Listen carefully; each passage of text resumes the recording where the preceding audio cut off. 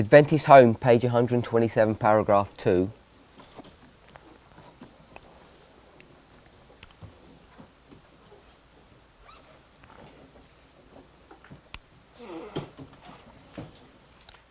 We're told that every thought is to be brought into captivity to Jesus Christ.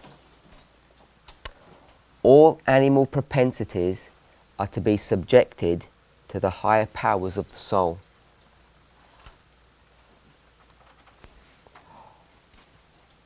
I gave you some homework last week to have a look at what animal propensities are. Did anybody come to any conclusions?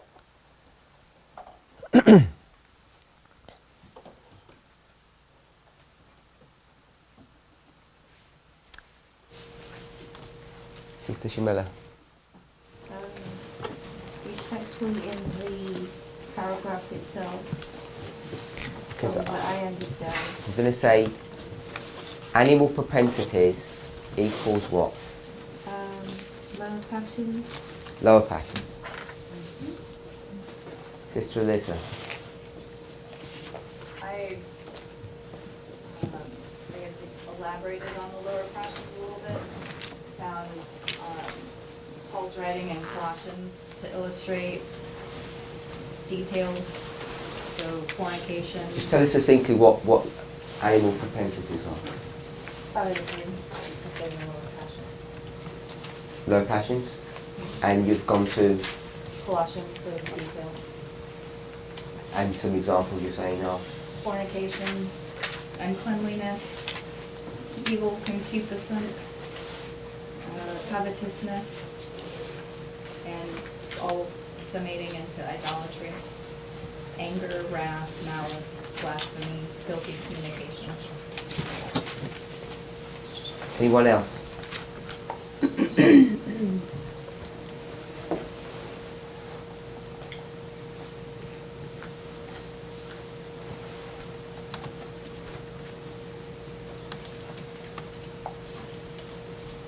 No one looked, or no one knew, or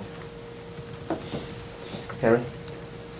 Well, just the definition of a tendency is it's the natural inclination to do something. Where'd you get the word tendency? So,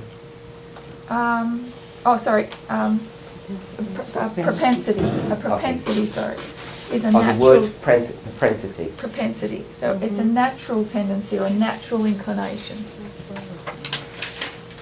Natural inclination.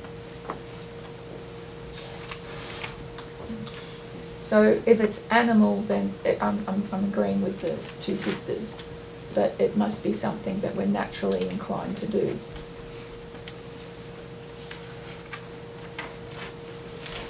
Does that? But you're saying it's lower passions. Yes. So it's lower passions, and then natural. We have that bent. So you want to put propensity as a bent. No, not yet. I'll wait till the end of the class. You did say it, so I'll put it down. Oh, So you're saying it's a bent. okay.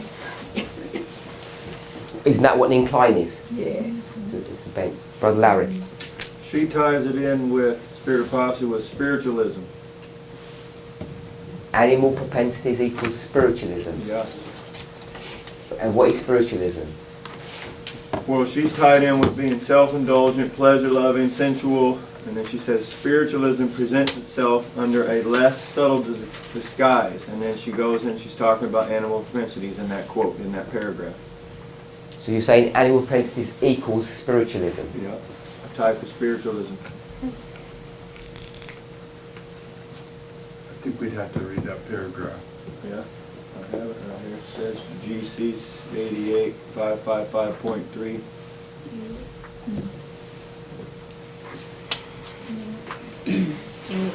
You. It's what? GC 555, paragraph 3. Okay, do you want to read that? Yep. To the self-indulgent, the pleasure-loving, the sensual, spiritualism presents itself under a less subtle disguise than to the more refined and intellectual. in its grosser forms, they find that which is in harmony with their inclinations. Satan studies every indication of the frailty of human nature. He marks the sins which each individual is inclined to commit, and then he takes care that opportunities shall not be wanting to gratify the tendency to evil. He tempts men to excess in that which is in itself lawful, causing them through intemperance to weaken physical, mental, and moral power. He has destroyed and is destroying thousands through the indulgence of passions, thus brutalizing the entire nature of man. And to complete his work, he declares through the spirits that true knowledge places man above all law, that whatsoever is right, that God doth not condemn, and that all sins which are committed are innocent. When the people are thus led to believe that desire is the highest law, that liberty is license, and that man is accountable only to himself, who can wonder that corruption and depravity teem on every hand? Multitudes eagerly accept teachings that leave them at liberty to obey the promptings of the carnal heart. The reins of self-control are laid upon the neck of lust. The powers of mind and soul are made subject to the animal propensities, and Satan exultantly sweeps into his net thousands who profess to be followers of Christ. So you think that definition tells you that animal propensities is spiritualism? It's linking them together. Because she's talking about the nature, she's talking about indulgence, all these different things that line up with the lower passions. Elder Jeff? I don't think it is. I think it's saying that the way he leads us into spiritualism is through our natural lower nature. But there's and I don't have the quote in front of me, but there was a point in there where she says they lay the reins of, what was it? Let's see. On the neck of lust, something like that. They had the choice they get tempted through that avenue, but you don't necessarily have to fall. When you fall, then you're drawn into spiritualism. Oh yeah, the reins of self-control are laid upon the neck of lust. The powers of mind and soul are made subject to the animal propensities. But you don't have to lay those reins down. Amen. Let me read something. Okay. I was just seeing the quote talk about spiritualism and animal propensities, and I thought they were being linked together. If we were to make animal propensity spiritualism, you'd get into problems like this. This is from Child Guidance 442, paragraph 1. I'm just going to read one sentence. It says, children are born with the animal propensities largely developed. So if we were going to take that and substitute it for spiritualism, we'd be saying that when children are born, all of them are into spiritualism. And I don't think we'd believe that, would we? We wouldn't say, when every child is born, they're all into spiritualism, even when they don't know anything.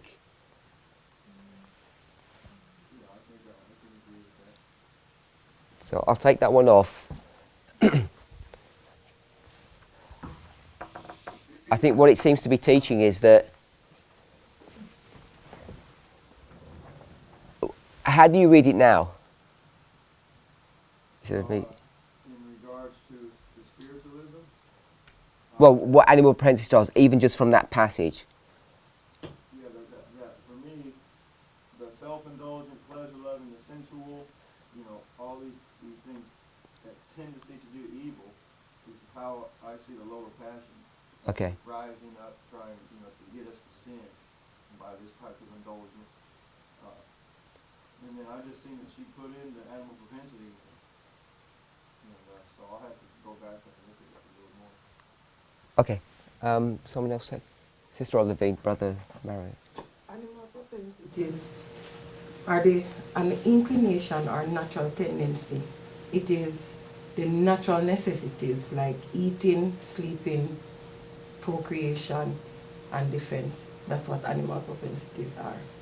It's eating, Eating, sleeping, procreation, defense, the need for defense. It is the natural needs of the body.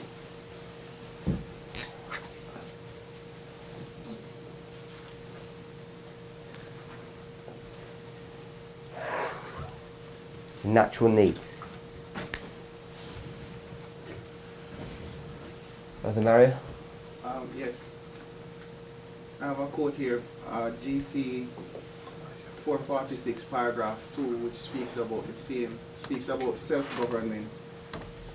And That's CG, not GC. oh, Yeah? CG. I'm asking you. Yes, CG. Yeah, CG, yeah. Shall I read that? Sure. Some will acknowledge the evil of sinful indulgences. That's the one? Yes. Yeah. Yet will excuse themselves by saying they cannot overcome their passions. This is a terrible admission for any person to make who names Christ. Let everyone that nameth the name of Christ depart from iniquity. Why is this weakness? It is because the animal propensities have been strengthened by exercise until they have gained the ascendancy over the higher powers. Men and women lack principle. They are dying spiritually because they have so long pampered their natural appetites that their power of self-indulgence seems gone.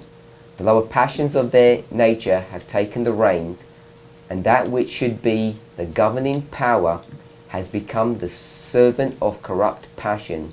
The soul is held in lowest bondage. Sensuality has quenched the desire for holiness and withered spiritual prosperity. So do you want to go through that with us?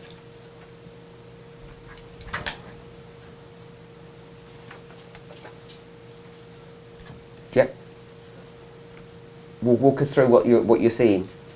I just read it for you, so it was easier for people to hear. Mhm. So, it seems to me that it is speaking about indulging the inclination to do that which is wrong. Because it says, as it speaks about losing self-government and allowing the lower passions to move to take ascendancy over the higher powers. Did that define what it was then? Well, you just said that. So I think it would be like animal propensities would be like inclination to do evil. Okay. It's originally found in 2T, Testimonies of the Church, Volume 2, page 348, paragraph 1. They cut out that paragraph and they put it into child guidance, which is okay. But in 2T, it's a larger passage that's being addressed. So I just want to walk through this paragraph because it's a really important paragraph. She's going to repeat and enlarge over and over again when she goes through this. Some will acknowledge the evil of sinful indulgence, yet will excuse themselves by saying that they cannot overcome their passions. So what's the first bit they're saying? Some will acknowledge the evil of sinful indulgences. What does that mean?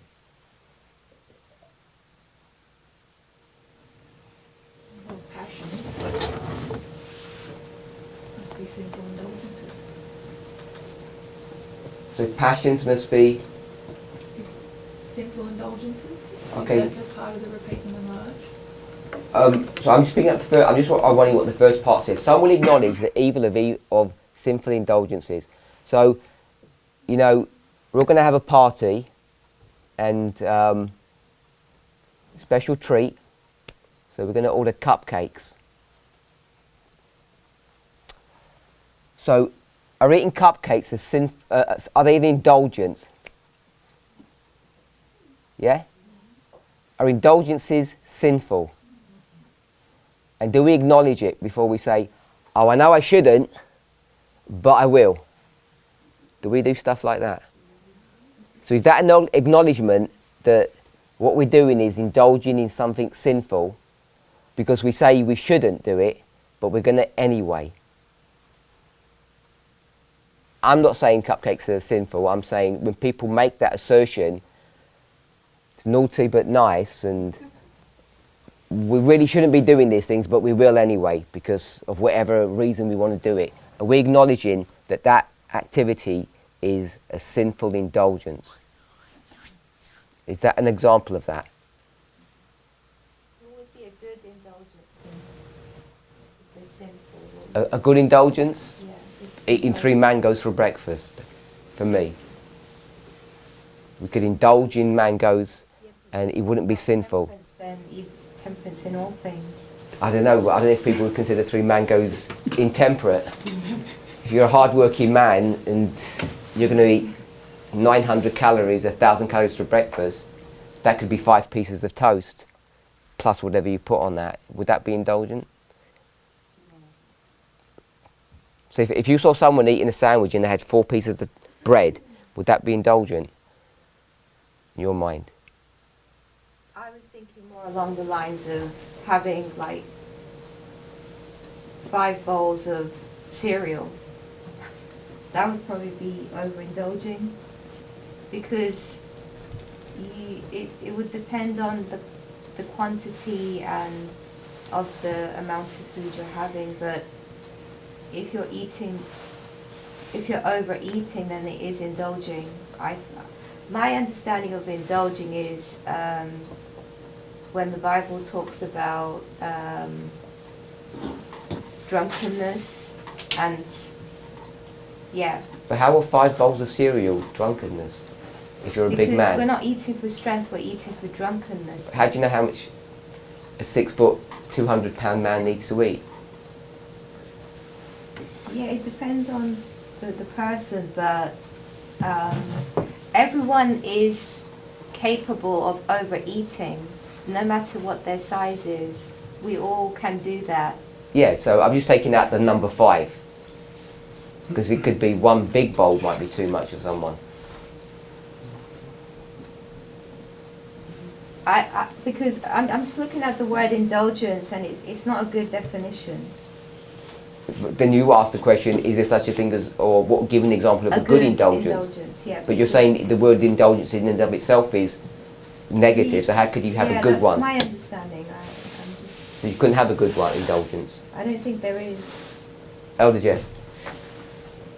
Just similar thing, your 3 mangoes at breakfast may be perfectly fine, but if you were to eat those 3 mangoes in between breakfast and lunch, then it becomes more clearly a sinful indulgence, I would say.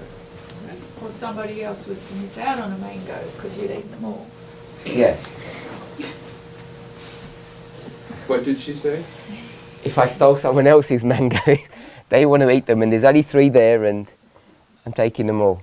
So, Sister Shamila, the word indulgence is negative by definition. Can I just read it from Go Webster's? It says gratification as the indulgence of lust or of appetite. You can't define a word by the same word. So before that it says free permission to the appetites, humor, desires, passions, or will to act or operate. Yeah, that's before, but this is number 1, gratification. Is there anything wrong with gratifying our appetite?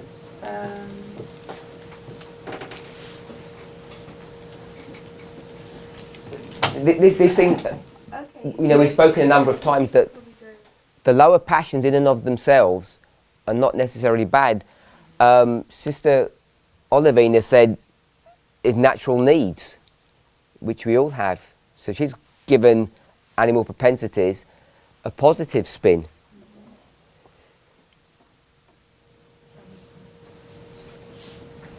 Where was she reading from? It was her definition. Someone acknowledged the evil of sinful indulgences, yet will excuse themselves by saying that they cannot overcome their passions. Sister Olivine. The word sinful there, what would it be? Is it an adjective? Isn't it clarifying? If it says, some will acknowledge the evil of sinful indulgences, why didn't she say, some will acknowledge the evil of indulgences? Because lust and passion and indulgences are what? They're natural. They're natural. Could be good, could be Or bad. they could be bad. Sister Shamila? Yeah, I mean, she's, from what I can see, she's speaking about the negative here. Okay, so I'm just making sure that you agree Yeah, I can see that that there is- indulgences are not bad. Yes, yeah, I'm not going to base it on the definition which I read in the dictionary, because I'm reading it as there's indulgences and then there's overindulging as well, which I find overindulging is a sin. Underindulging or normal indulging is fine. Yeah, just That's what you've just said. indulging. Just indulging isn't bad then, is it? Yes, indulging is, it just doesn't sound like a nice word to me. It's just probably just my understanding, but Hopefully we've been able to overcome our yeah. preconceived ideas and prejudices. I Just agree. I'm saying generally all of us, because we all have this idea that the lower passions are bad and we need to get rid of them. Like it's wrong to have lust or passion or indulgences. Hopefully we've seen that that's not correct. So what are these Christians doing? They're excusing sin. They excuse themselves by saying they cannot overcome their passions. So the passions of this thing here, the lower passions, we're okay with that. And these people say, we can't help it. Do we do that? Do we say we can't help it?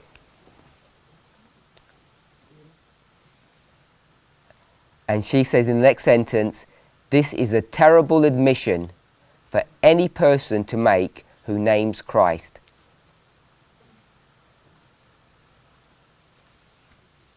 Any thoughts?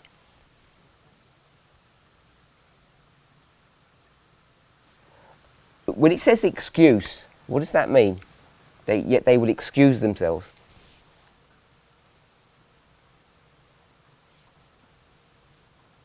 Self-justification. So they're going to justify their behaviour by saying, you know, actually, the reason I'm doing this, I know it's bad, but I just can't help it. Is that true that they can't help it? They can't overcome their lower passions. Because their lower passions, this animal propensity is saying, I want that thing, and I'm going to go for it. And their response is, I know it's bad that what I'm doing, but I can't help it. Sister Olivine. There's a quotation, I think, I'm just paraphrasing, where the servant of the Lord says, if there's an excuse for sin, it ceases to be sin. So if sin is excusable, it is not sin. So What is it? It's legal. It's okay. Because there is no excuse for sin. So if I have a sinful indulgence and I say I can't help it, then it's not sinful. It's like an oxymoron. Because if I acknowledge that it is sinful, yet I say there's nothing I can do about it, I make God a liar. How? Because I'm saying that I'm in a condition that is irreparable, irredeemable. I can't help being who I am. So if I can't help being who I am, what are the options that I give God? What are the options? It's either it's going to take me as I am, Or do like he does with the slaves that have no mind. Let me be as if I never existed. or I'm putting it to the extreme. give you a lobotomy and just take your brain out so you can't ever do it again. Yeah. or we might call you being made a robot. So he could make you a robot, or he could accept you with all your problems, which are never going to change, or he's just going to wipe you out. There is options. Sister Tess. I see animal propensities as being a little different to low passion because it's talking about our inclination. So it's saying it's our inclination to follow our lower passions, I think. The propensity part. So I think when she's talking about this, she's talking about our bent to be controlled by it. And that's what people struggle with because it's harder to go against it. It's harder to walk uphill than downhill. I can't hear what you're saying. Say that all again. I have to shout. I see animal propensities as being slightly different to lower passions because it's talking about our inclination, our bent towards being controlled by the lower passions. And I think that's what people struggle with is because it's harder to walk uphill than downhill, and it's an uphill struggle.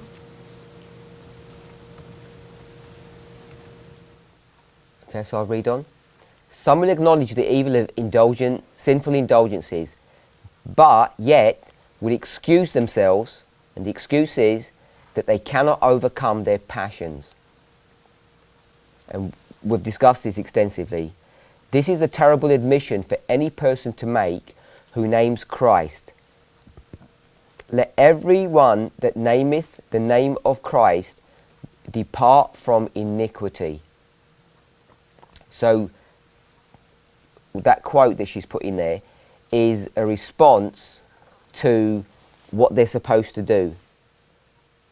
So when these people who are going to name Jesus' name and they're going to depart from iniquity, what's the mechanism of that?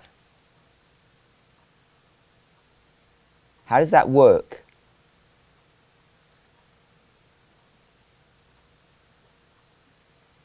What does it mean to depart? Yeah. Choice. So if you name Jesus' name, which means you say, I'm a Christian, what's he requiring you to do? To depart from sin. To make a choice? Yeah. But this person says, I can't overcome. That's a choice too. So is that a lie, or when he says he can't? Are they lying when they can't overcome? First sentence. They excuse themselves by saying they cannot overcome their passions. Is that the truth or a lie? By themselves. So is it a lie because they're Christians, or is it just a lie? For Christ. Sorry? It seems to be a lie, just a lie. Someone said something at the back I couldn't hear. Oh.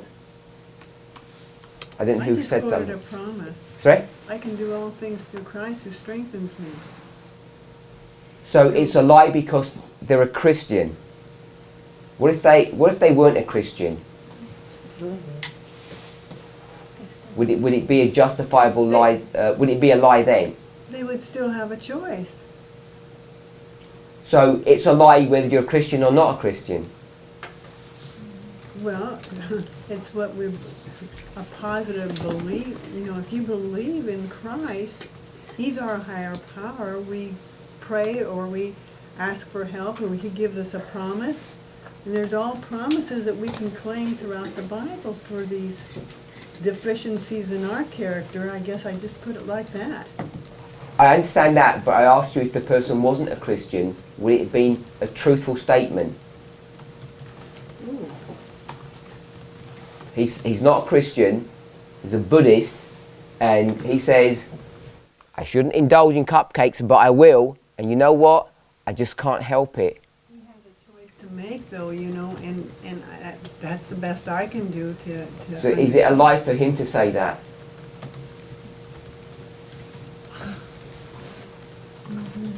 I don't mind. Sorry? I didn't hear that, sorry. I didn't say it. I don't know, you know, I So let's work to that. If you don't know, then that means you're not sure if he's got the ability to choose. Because if he had the ability to choose, it would be a blatant lie. The best he could at that time, that's what I'm thinking. I'm asking, what do you think he could do? What's the best that he could do? He could say no. So, if you're saying he could say no, that means he has the ability to say no. Yes. If he has the ability to say no, then is he lying when he says, I can't say no? Because that's what he says. He says, I can't say no to the cupcake. And he's a Buddhist or an atheist or whatever, and you're saying, actually, you're lying. Because if you wanted to stop, you could. Say everyone that names the name of Christ. I understand that. I've just given an example of an atheist. Yeah. How? Because it seems to me that's what you're saying. So I'm just confirming that's what you're saying, and you smile when you say that. Does that mean you agree? I agree with what you're saying, yes, you cannot help it. Sorry? I agree with what you're saying. I didn't say anything. I just asked you a question. I didn't say anything. I asked you, can he choose or not choose? He can choose. So that means he's lying. When he says, I can't help it.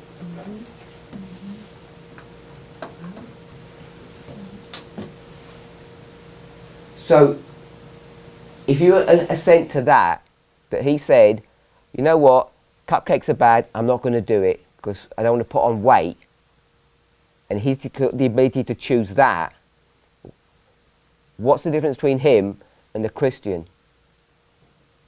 Doing it in his own strength. Yeah, but I'm asking, is he lying or not lying? I'm not asking whose strength he's doing it in.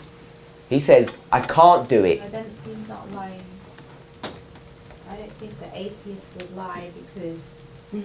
Well, let me stop there. Can he stop eating this food? Can he stop indulging if he wanted to? Yeah, because everyone has willpower. Okay, then if he says, I can't stop, Yeah. isn't he lying?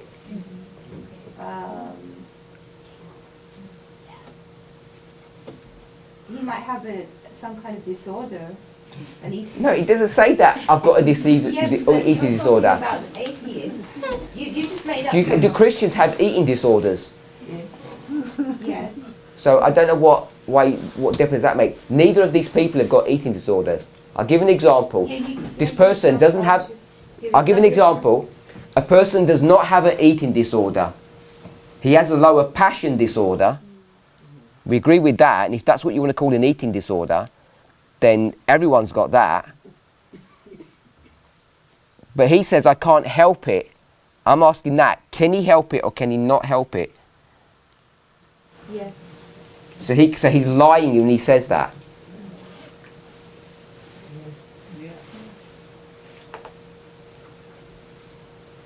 Says that he cannot stop eating. He says, I can't stop eating it, but you said he could if he wanted to stop. So I'm not saying, is he lying? I don't know. I wouldn't know unless you knew all about that person, their background. Yeah. What do you need to know about him? He said, you know that he can stop. Yeah, based upon our will, because Yeah, so you know he can stop, but he has says, the ability to exercise the will. so you know that as a fact. And he says, I can't. Why is that not a lie? Just because he's got a will. Sorry? Someone said something? That was me again. Oh. I said, just because he's got a will, he is lying. Okay. So what's Ellen White's point when she says, this is a terrible admission for a Christian to make? Because what we commanded as Christians not to do? Lie. To lie. But Brother Parminder, she said any person first. She said this is a terrible admission for any person to make who names Christ. That's Christian. Name's So- Christ. Yeah, but that's Christian. I Any know, Christian. but to me, I'm thinking it's not only the person that names Christ I think any person that admits that to say they can't do something is bad, but it is worse for a Christian. I think that's the point I'm trying to get to, but I don't think the passage in and of itself would do that. So I'm asking, what is the terrible admission? Why is it so bad for a Christian to do that? Christians shouldn't be making excuses, but they do. We probably make them more than non-Christians. Let everyone that nameth the name of Christ depart from iniquity. Why is this weakness? So what is the weakness that this Christian's experiencing? Oh, so did someone have their hand up? I was going to say that the person, the atheist who, he is lying, but not lying in the sense of saying that he can't help himself. That in and of itself isn't a lie. He just has a warped sense of reality. It's like saying a person doesn't believe in gravity. It doesn't mean gravity doesn't exist nonetheless. Were you an atheist before you became a Christian? At a time. And you telling me you had a warped understanding that you couldn't stop yourself? You didn't know that you couldn't stop yourself? I'm not saying that at all. I'm saying this person in You here. did. You I'm just said saying- this person doesn't actually know whether he can stop himself because he's got a warped sense of reality. Without acknowledging Christ, that's a warped sense of reality. Because there is a person, there is Christ that's able to help us overcome because he's done it already. So without acknowledging that part of existence, that is a warped sense of reality. So before Jesus did anything, before he even came on earth, so we couldn't do it then because he hadn't done it before then. Well, Adam and Eve did eat the apple, And afterwards, they never ate any more apples. so there wasn't a cause to re-sin by eating another Satan wasn't hanging around all of that time within afterwards. that example of the tree of knowledge and good of evil. But they've got lots of other things that they could be tempted with. And they sinned plenty. Did they? Their lineage did, You said them, not their lineage. well, our ancestry. I'm just going with Adam and Eve. I don't recall any other sins that they... Okay, so you're going back to the fallback position that this only works for Christians because non-Christians have a warped sense of reality. I'm saying if anybody is denying something exists, then that changes their sense of reality. Just like a person who denies gravity, that warps their sense of reality. Tell me what this atheist is denying. Being able to, Stop themselves. yes, and look outside of themselves for that power, for that assistance. So what you're saying is an atheist cannot manage it by himself. That's what you've just said. That it can be seen, that a person can see that they cannot manage it by themselves. You've got a double negative in there, so I don't know what that means. I'm trying to ask it in a simple way. It seems to me you're saying that an atheist cannot control themselves. But we know that's not true. Then why do you develop an argument to say that it is true? If you know it's not true, and you clouded it with language like they have a warped sense of reality, but then you're going to go back to a position saying, actually, it's nothing to do with that. They could stop if they wanted to stop. But in this particular instance, that a person that you're saying cannot, No, they say they cannot. I'm asking you, is that a lie or is it the truth when they say they cannot? well, I guess I was seeing that example as being that position where it actually is truth, that they cannot, where that addiction or that condition has The condition is advanced the itself. condition is the human condition.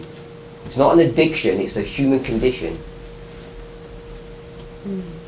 The human condition is that they've got lower passions and they're approaching a problem and they know what they're about to do is wrong, which makes it sinful, and they say, I know it's wrong, they admit that it's wrong, and they say, I'm still going to do it And the justification of that is I can't help it. I think that's true for them. What, that they can't help it? If they say that they cannot, then that becomes true for them. I don't know what that means, true for them, because if a Christian says it, it's true for the Christian, it's true for that Christian. But overall, is it a lie? Yes. So it can't be true. Yes. I mean, you can make anything. You say, I can't help doing this thing, so therefore it must be true for me, because I said I can't help it. And that's the excuse, yes. Yeah, but an excuse is just a lie, another fancy word for a lie, isn't it? Yes. But do they see it that way? No. Do they see it as a lie? No, they see it as an excuse, as a reason. Do Christians see it as a lie? Some no. No, all don't.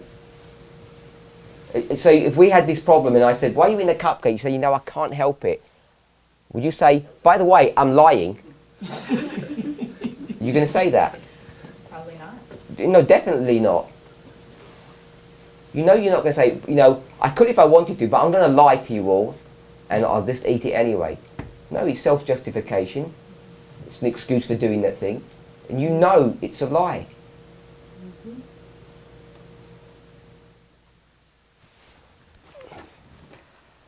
This is a terrible admission for any person to make who names Christ. Let everyone that nameth the name of Christ depart from iniquity. So it's an iniquity to have selfish indulgences, to practice them. Why is this weakness? So why have Christians got this weakness? It is because the animal propensities have been strengthened by exercise until they have gained the ascendancy over the higher powers. So she's just done a couple of things. She's now got this phrase, animal propensities, and she's compared them to what? Or associated them with what? I was just going to say the higher powers. So we've gone to this place where we've spoken about higher powers and lower powers. So she's saying higher powers, and now you've got animal propensities. But we've already built a different model that talks about lower passions or lower powers in reference to higher powers from Adventist Home 127. So she seems to be using them in the same way. Animal propensities could be substituted for the phrase lower passions. And she says the reason why they're in this problem is because they've done what?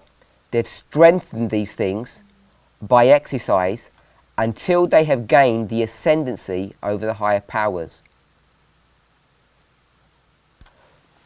Men and women lack principle. What does that mean? What is a principle? A rule. Men and women lack The definition is, in a general sense, the cause, the source of origin. Principle is a fundamental truth or proposition that serves as the foundation for a system of belief or behavior or for a chain of reasoning. So A rule sorry. or belief governing one's personal behavior. So what does it mean men and women lack principle? Does that mean they lack rules? Source of Discipline to exercise the rule. It's not they don't lack rules because all these men know all the rules. So they're not lacking in rules. No. They're lacking Discipline. in the discipline to follow those rules. Amen. Is that okay? Yes. So men and women lack rules, principle. They're not allowing those principles to govern them. They are dying spiritually because they have so long pampered their natural appetites that their power of self-government seems gone. So what's natural appetite that they're pampering?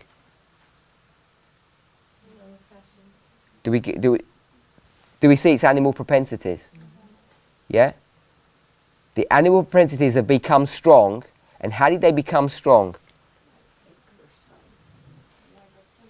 Sorry? By the lack of principle.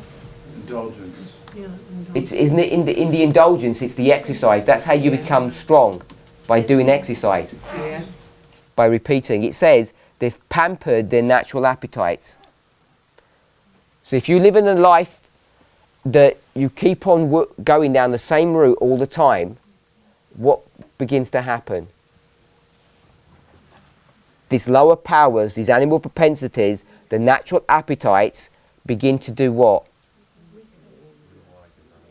Sorry?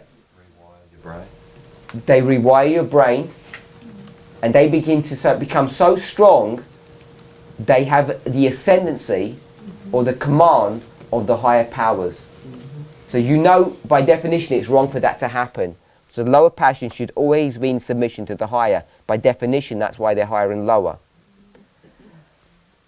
But they've been pampered.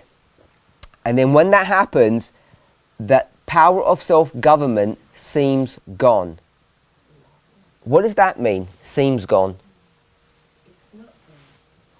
Has it gone or is it not gone? It's not gone, it just seems gone. So we live in a confused world. I don't mean the outside world, I mean in our own internal world. Because if you keep on doing the wrong thing over and over again, you become confused about how things operate. And that's what this person is experiencing right at the beginning. They know it's sinful what they're doing, but they've become so confused because they've kept on doing this, it seems as though they cannot control themselves, that they're out of control. But the reality is that they're not. And I think what she's saying in the second sentence is, this is bad for anybody to do, but if you're a Christian, it's a terrible admission.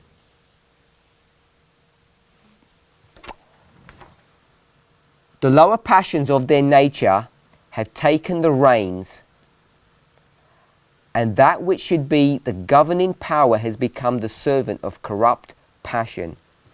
So the reason why this passage is interesting, she uses the same idea and uses so many different words for it. So she's got animal propensities. What else has she got?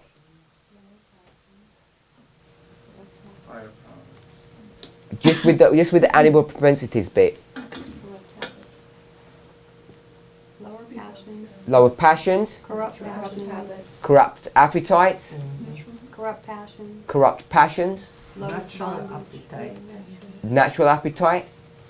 So all of these things are all dealing under the umbrella of the lower passions or the lower powers.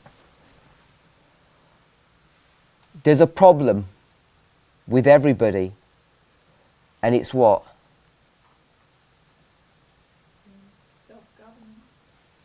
Self-governance. We read something about the children. I read it before in reference to what Brother Larry was saying when he said animal passions were spiritualism. Sorry? Born with the animal propensities. We're born with them. Largely developed. So, one thing we need to admit or recognise is that we're born with this problem. And then she makes this comment that the children today are born with them largely developed. So, I'm going to conjecture, when Cain and Abel were born, were they born with lower passions or animal propensities?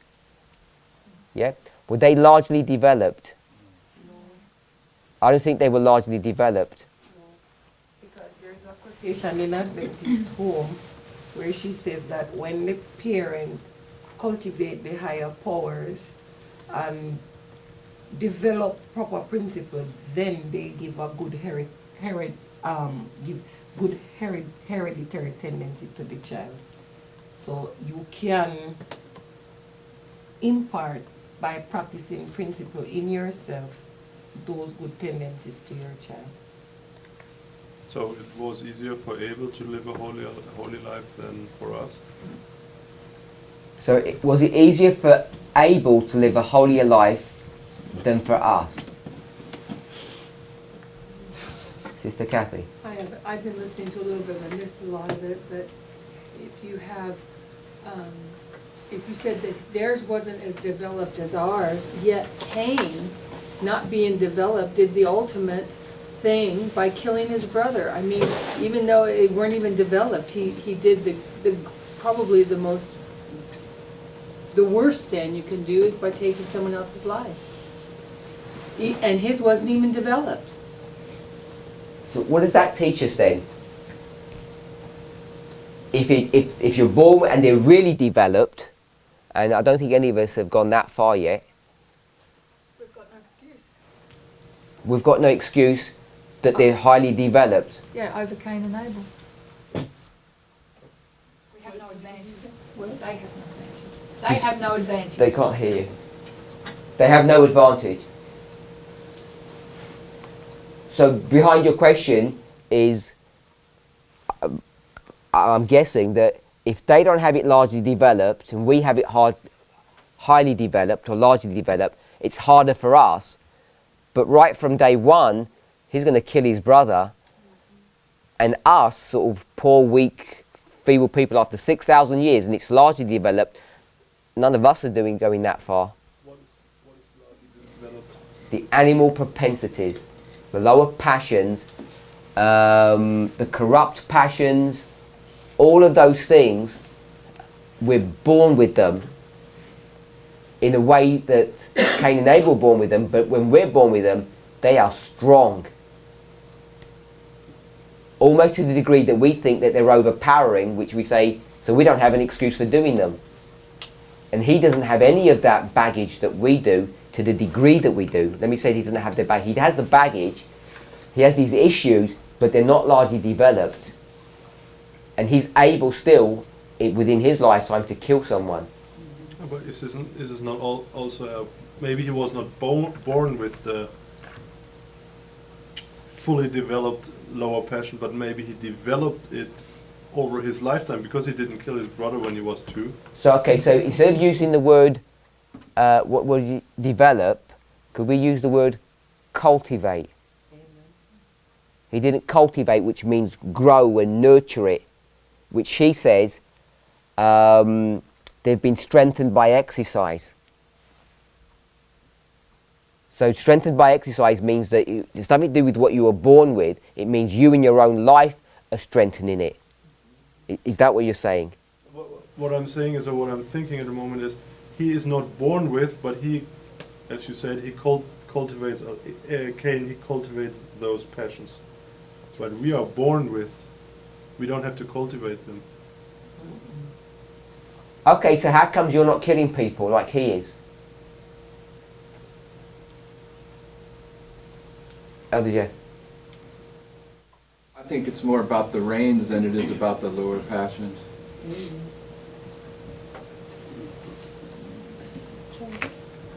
Sorry? The reins. Does that make sense? Someone said choice. What does it mean by the reins? I'll read the sentence. The lower passions of their nature have taken the reins.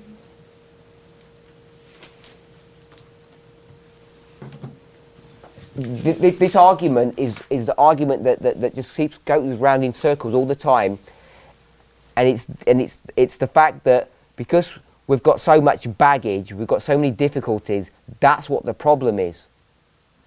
But if you have that model, what happens is if you go to the very beginning, you don't have that model. You don't have all of this weight of 6,000 years of sin and all these problems, and yet they still do all of these wrong things. So whether or not you were born with all of this huge, these passions hugely developed, or you strengthen them by a lot of exercise, it doesn't seem to make much difference, because if you go back to the beginning, you're still doing the same thing. I've got a number of hands up, so I'll just, on one point on that thing, if you go to this one here, neither has he got them, he wasn't born with them, so they're not born largely developed. Do you agree with that, Adam? And has he cultivated them? Has he, like, lots of exercise? I don't know how long he's been going before he sinned. Say if he went a year, 2 years, 10 years. Did he do a lot of exercise saying, oh, I'm going to indulge all of these sinful things, I shouldn't eat all of this, but I will. So by the time he gets to the issue with Eve and the tree and the eating of the fruit, it's already largely developed, so that's what the problem is.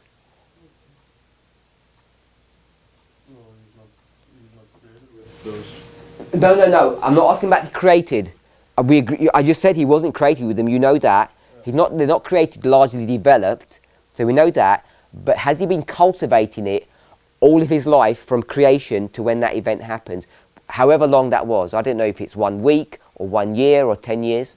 I don't think he has to cultivate it because it just doesn't exist. What doesn't exist? The lower passions? No, the lower passions exist, I agree, because that's the nature of man, but... What doesn't exist? This degenerates evil part of the lower passions. No, but if he woke up one day and he says, I'm going to eat 5 bowls of cereal, or 4 bowls of cereal, which is just a little bit less than sinful indulgence, and he does that, and then it goes to 4, 4.5, he begins to develop this thing, then by the time he had got to the fruit, it'd been developed. Has he had that? Has he done that? Has he gone through that development, that strengthening? The obvious answer is what? Maybe it's not so obvious because you're not answering. I mean, he decided to before. I'm asking about before. Has anything been strengthened before that event? I never thought about that, so I'm asking you now. Think. Because if he had strengthened it before, what would those indulgences have been? They would have been sinful, which means they would have been sin. So you don't need to worry about the apple. His problem is he eats 5 bowls of cereal. So he'd already sinned long ago. So you know that in his life, however short it was, he never strengthened it. He was never born with them strengthened, and he never cultivated the strengthening of them, because that would have been sin. So why does he sin?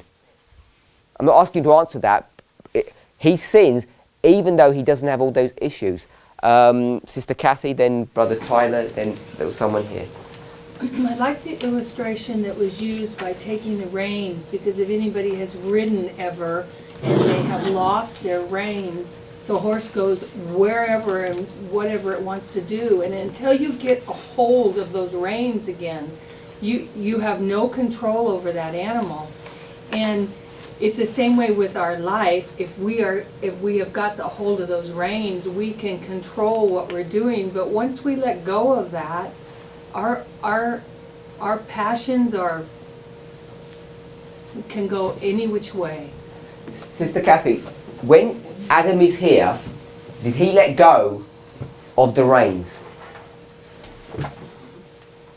In the example you've just given, did he let go of them? Where are we? I'm not sure where we're at. Here, Adam. When Where he goes from here and he eats the fruit.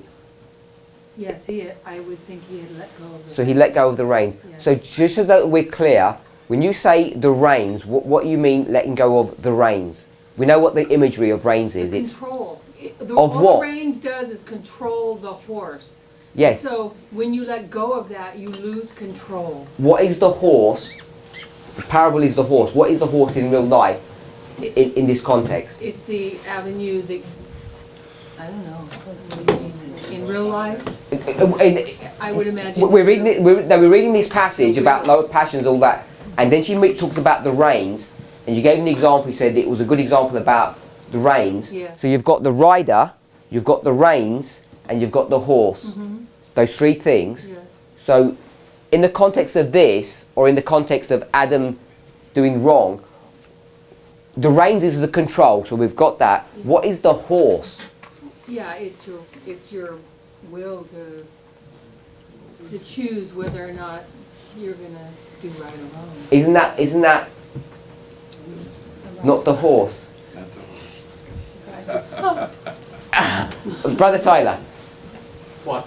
You had your hand up. Oh, I'm Pat. No, even if it's a while back. No, you brought up Satan, and I was going to bring that example up, but you already brought it up. Which example? Satan was sinless, and he was. Oh, I haven't brought that one up yet. I thought we're you just is that talking what you're about talking about? Adam. Oh, you were talking about Adam. Adam before. Someone else had their hand up. I was going to read a quote from 5T, 513, or it's in Child Guidance 209, paragraph 1. It says, the will is the governing power in the nature of man, bringing all the other faculties under its sway. The will is not the taste or the inclination, but the deciding power, which works in the children of men unto obedience to God or unto disobedience. What is the horse? The animal. Sorry? The animal. The animal? Lower passions. Elder Jeff, someone said? The life. The being. The being, the life? Is that the animal? Sorry, what was the quote? AH. Oh. CG 209.1. The lower passions of their nature have taken the reins, and that which should be the governing power has become the servant of corrupt passion. The will. I don't think it's just the lower nature. I think it's the entire being. The horse.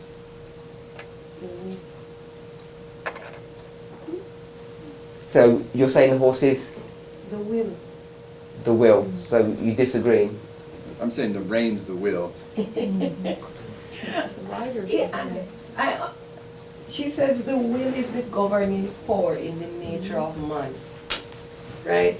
And that's back to Adventist Home, 127 paragraph 2. She says the lower passions cannot of itself do anything contrary to the law of God. It needs the will. So the lower passion, if it has taken the reins, and the governing power in the nature of man is the will, that's the rein. The governing power is the rein. I asked who the horse was. But then the horse, say like brother different. Okay. The man. This is Tamina. When somebody's sitting on a horse and has those reins, then so to speak, the horse is in bondage. And in the next sentence you see here, the soul is held in lowest bondage. So I would suggest that the horse is the soul. And the soul is?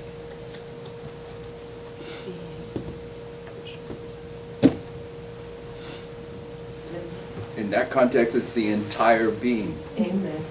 Brother Tyler? No. Sorry? Took all the energy to put it up, you can't say never mind now. Sister Shimona, Brother Mario. This might not be anything to do with what we're saying. Should we do it then? If it's No, not? it is to do It is to with do with this, it. lower passions. The cultivated and inherited tendencies, is that lower passions? Is that considered low? Cultivated and inherited Yes, tendencies. Is that lower passions? Brother Tyler. Doesn't it have to be the horse is the lower passions, the rider is the higher, and the reins would be the will? Because we can't bring the whole model is that we can't bring flesh into any of this equation. So it can't be the man. It can't be me as a person, because if you're gonna start, if people mean flesh by that, I don't know if people mean just, I guess we'd have to define our terms, but I would say it's the person's the higher, the rider's the higher powers, the reins are the will, and the lower passions are the beast. I said once in a presentation I was doing, what my biggest problem is that, I use plenty of parables from the Bible, but I use quite a few of my own ones. And the problem with uninspired parables is sometimes they're actually hard to define. And So maybe my whole model to say that there's a man, there's a rider, a horse, and a rein. Maybe because I've funneled you into that way of thinking, because we started thinking about a horse, and if someone's talking about a horse and a rein, I'm thinking you have to have a rider. So you've got these three things. Maybe it's not that straightforward to use that analogy and dovetail it into this perfectly. But we do know that the idea of reins is to control something, and these lower passions have taken control of something, because that's what those reins are talking about. And what they're taking control of is the higher power. Brother Mario. You just explained, but just going back to the example that it has to be that it is the man would be this, or the being, because you lose control of your being when you're not following the principles that should govern your being. So I lose control of myself. I get angry. I give way to my lower passion of getting angry, and I punch you. Physically punch you. Right? So I physically just did something because of a decision that I made intellectually.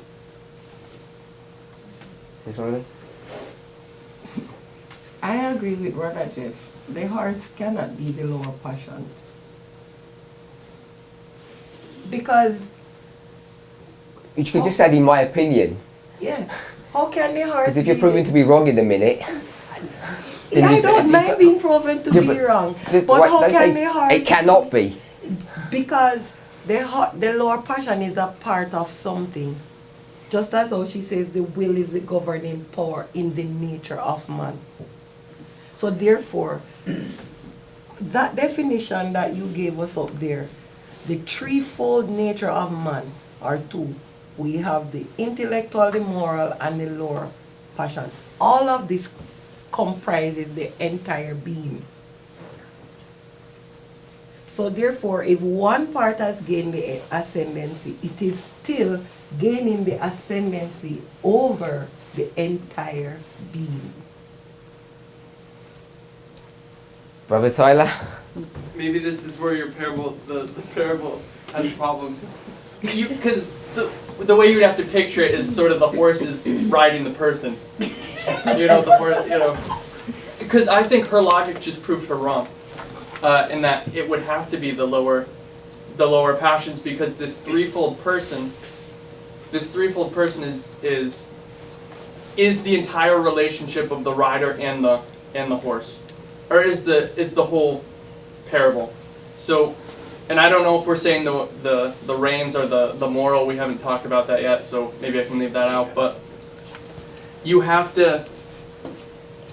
The higher powers are in control of the lower, but once you let go of those reins, if I can say it that way, then your lower nature is going to do whatever it wants, because you're giving it that control, and it's going to make you go left or right or center, but it's only a part of the whole being,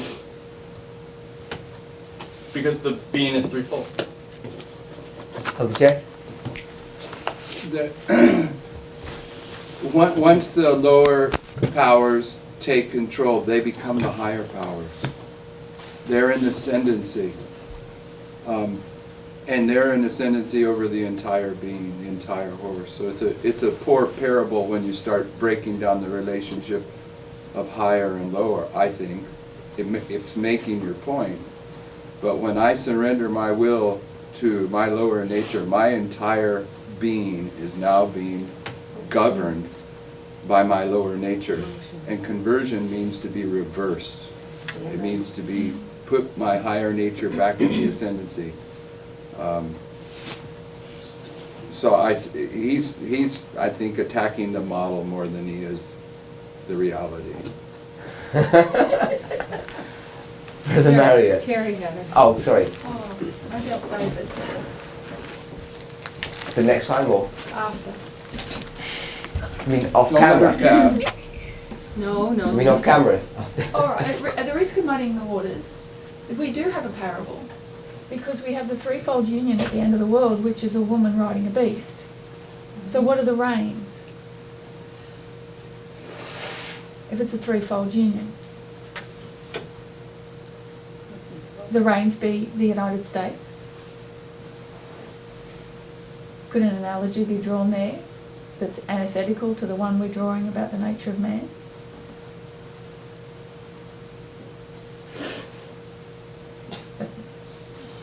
That may well be.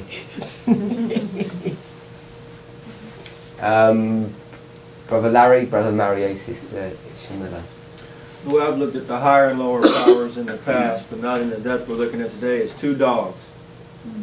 It's whichever one I feed Another parable. is going to be the strongest one. And me feeding is the choice that I make every day. That's how I've looked at it, but not in the depth that we're going at. I just think if I'm feeding my lower passion, that's going to take the ascendancy. If I feed the higher passions, which is my choice on both ends, that one's going to take the ascendancy. What about if you never fed one of the dogs? I haven't thought about that. Go ahead. But if I haven't, then I would be making no choices. I'd just be doing nothing. Sitting there doing nothing. And that's not reality. Every day we're making choices.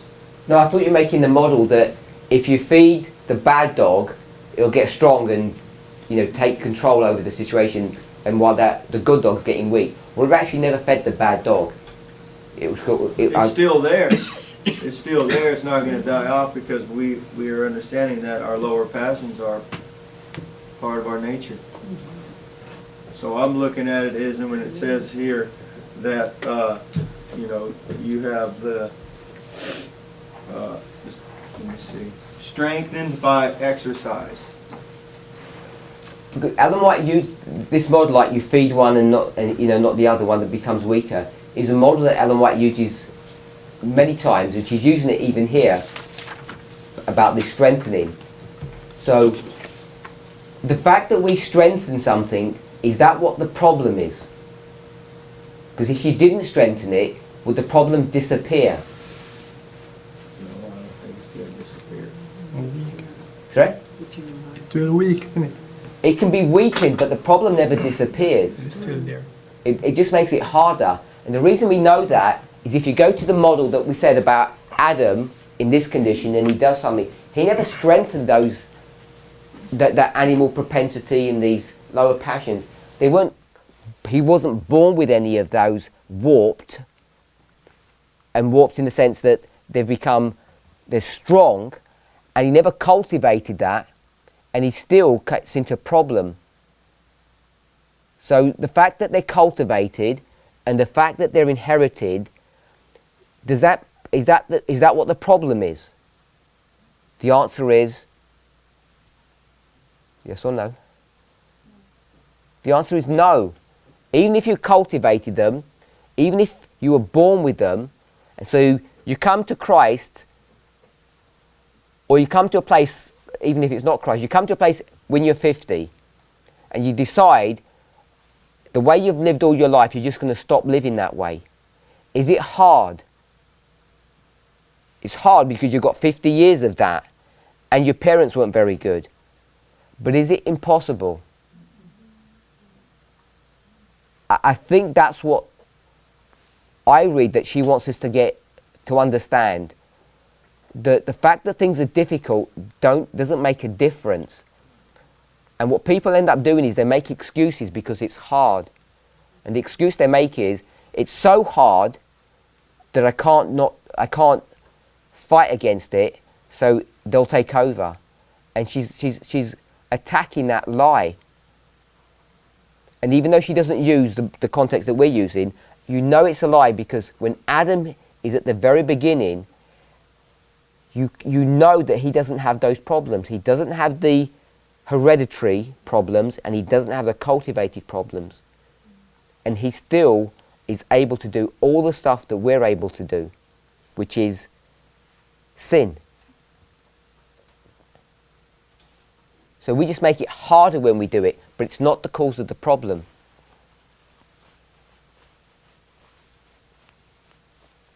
Yeah? Agree? Disagree? The soul is held in lowest bondage. What is the soul?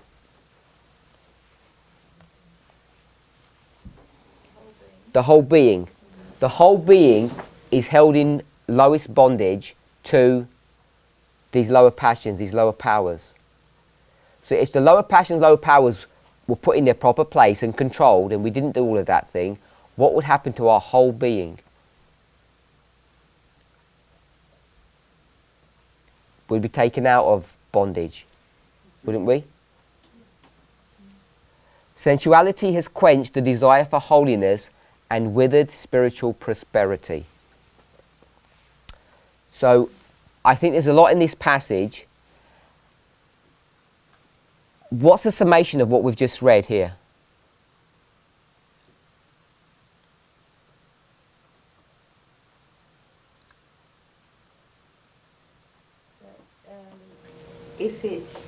Even if it's happened for a long, even if you've continued to sin,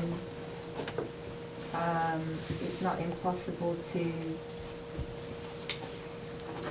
it may be hard, but it's not impossible to change the nature.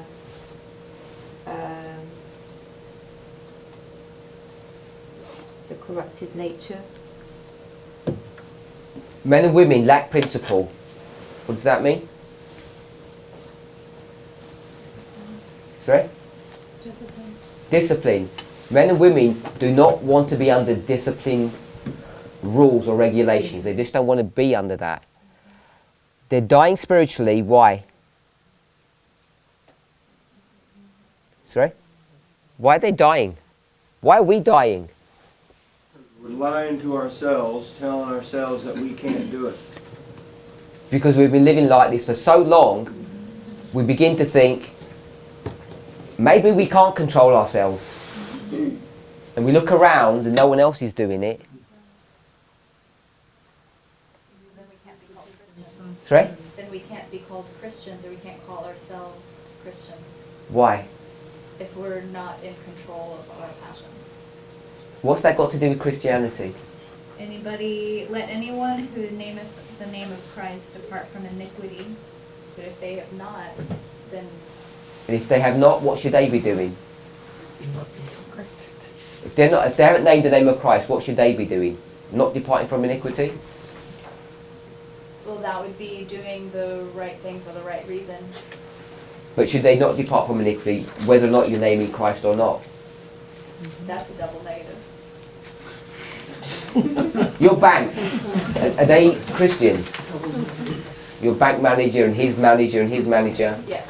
They're all Christians. That You I'm know, aware of. you know all the way up to the top ranking person who runs that bank. I do. If they weren't Christians, would you bank with them? I have them right now. I would not think. So you only bank with a Christian bank? No, that's just how it is presently, but I would prefer not to bank at all. If they weren't Christians. But you would? If need be, I suppose. Yes, I'll go with this analogy with you. Yes. What do you expect of them? Do you expect them to indulge passions?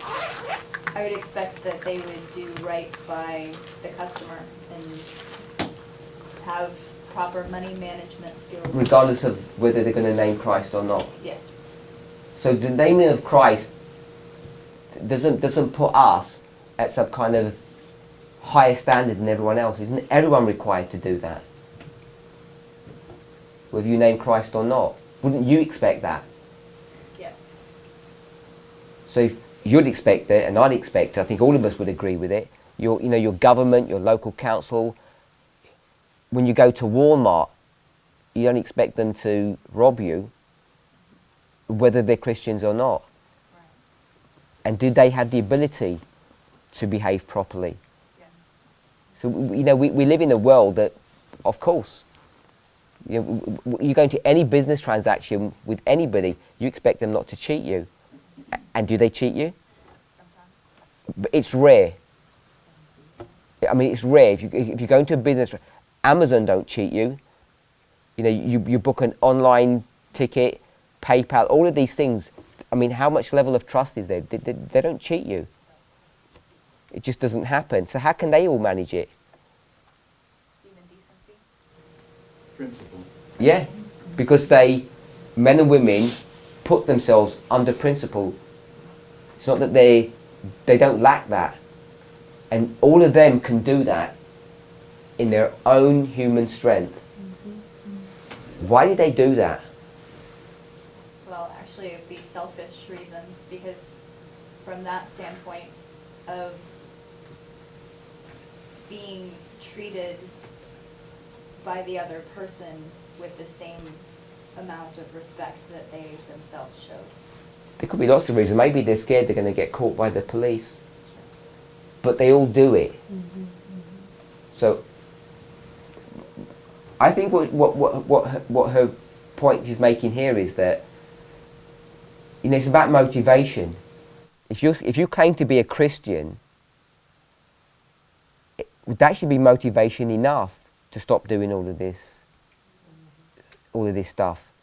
I mean, isn't that a good enough motivation just to be called Christian? Because this is a terrible admission for any person to make who names Christ. It's kind of like embarrassing that we claim to be Christian and yet we can behave like that.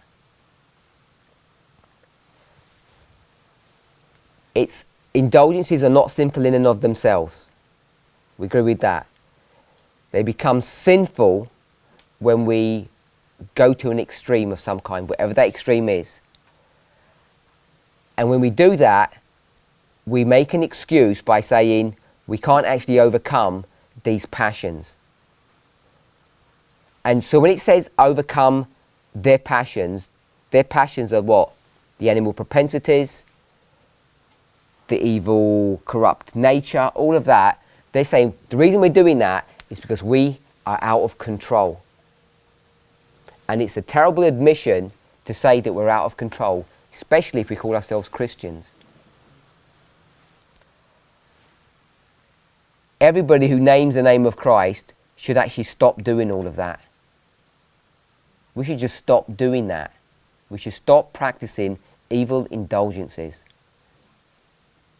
We can't say the devil made us do it either, if we name the name of Christ.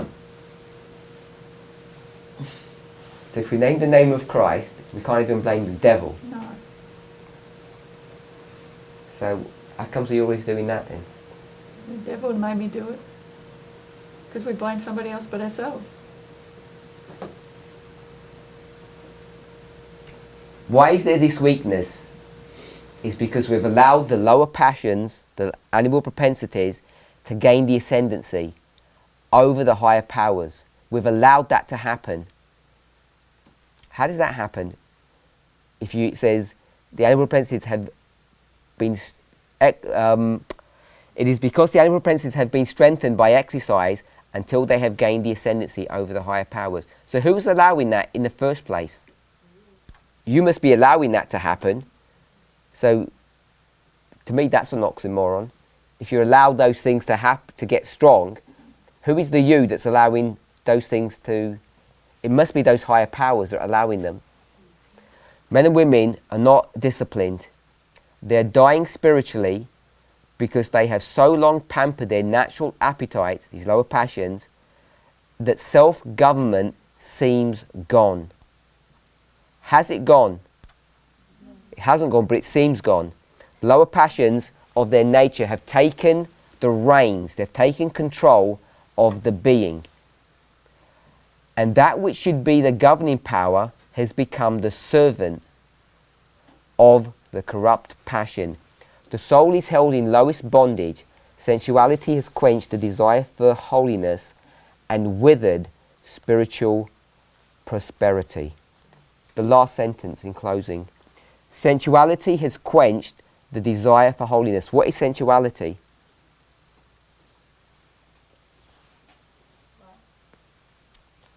Sinful lust, not just lust in and of itself, yeah?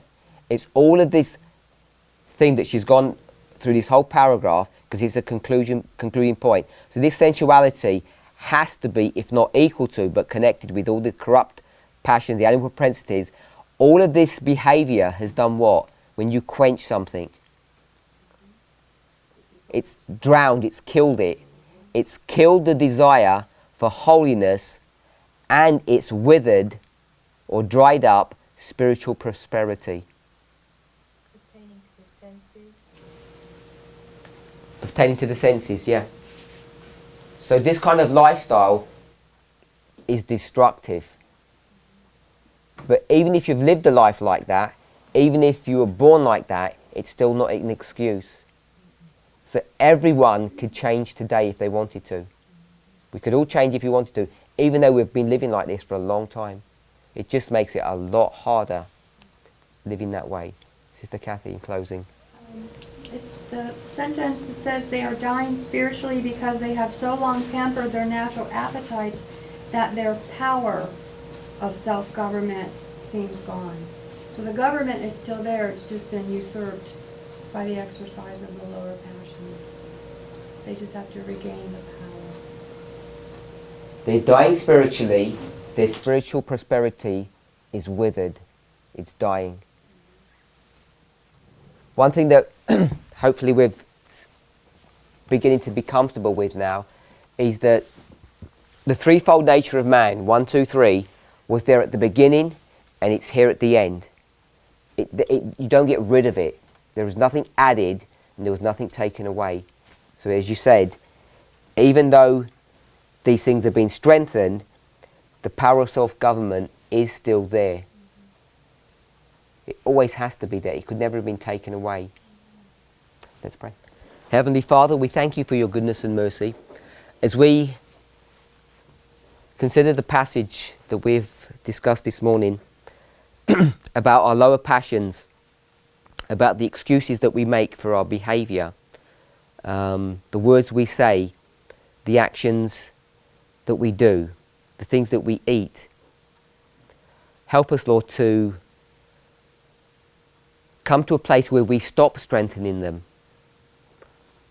But more than that, Lord, help us to come to a place that we're willing,